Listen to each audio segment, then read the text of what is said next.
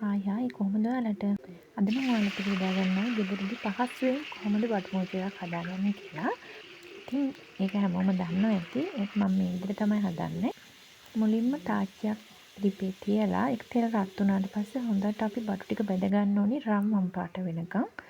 රන්වන් පාට වෙනකම් බටු ටිකයි ලුණු අම්මිරිස් තුනම බෙදලා ඔයාලට තියෙනවා නම් හාල් මැස්සොත් එකතු කරන්න. අද මං ගාව හාල් මැස්සෝ තිබ්බේ නෑ. ඒ ඔක්කොම රන්වන් පාට වෙනකම් බැඳුනයින් පස්සේ අයින් කරලා අපි ලිපේ තියාගන්න ඕනේ මැටි ඇතිලිය. මැටි ඇතිලිය ලිපේ තියලා ඒකත් තෙල් ටිකක් දාලා තෙල් රත් වුණාට පස්සේ ඒකට ඉඟුරු සුදු ලූණු කරපිංච රාමුපි කුළුඳු මේ සේරම එකතු කරලා රන්වන් පාට වෙනකම් තෙලේ බැද ගන්න ඕනේ චුට්ටක්. මැටි ඇතිලියක් ගන්න කියන්නේ මොකද අපි මේකට විනාගිරි එකතු කරන හින්දා.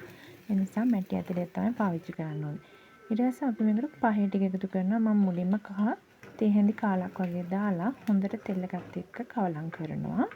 පොඩ්ඩක් මේක තෙල් එකත් එක්ක කවලම් වුණාන් පස්සේ මේකට මිරිස් කුඩු, කෑලි මිරිස් මේ දෙකක් දාලා මම සීනි චුට්ටකුත් දානවා. සීනිත් දාලා කවලම් කරන්න ඕන.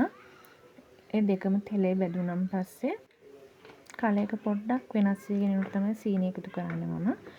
සීනිත් එක්කම තක්කාලි සෝස් ටිකකුත් ලුණු එකතු කරන්න ඕන. මේ ඔක්කොම අපි තෙලට දාලා ඔක්කොම ටික තික් වෙන්න කවලම් කරන්න ඕනේ සෝස් එකක් වෙන්න.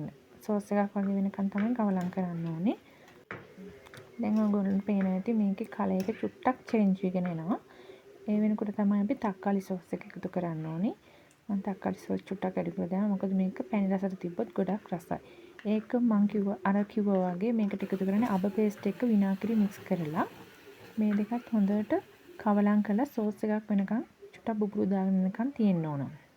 ඊට පස්සේ තමයි අපි එකතු කරන්නේ අර බැදගත්තු වම් බටු ටික අම්මිරිස් රතු ලූණු තියෙනවා නම් ගොඩක් හොඳයි. අද මට රතු ලූණු තිබෙත් නැහැ. තියෙන දේෙන් තමයි හැදුවේ. රට ලූණු අරගෙන ඒක හතරට කොටු ආකාරයට කපාගෙන තමයි තියෙන්නේ. මේ තියෙන මම හදාගත්ත මම්මටු මොජු එක. ඉතින් මේක ගොඩාක් රසට තිබුණා. ඔයාලා හම්බෙන්න ආය අලුත් දවසක එන්න ගිහින් එන්න. බයි.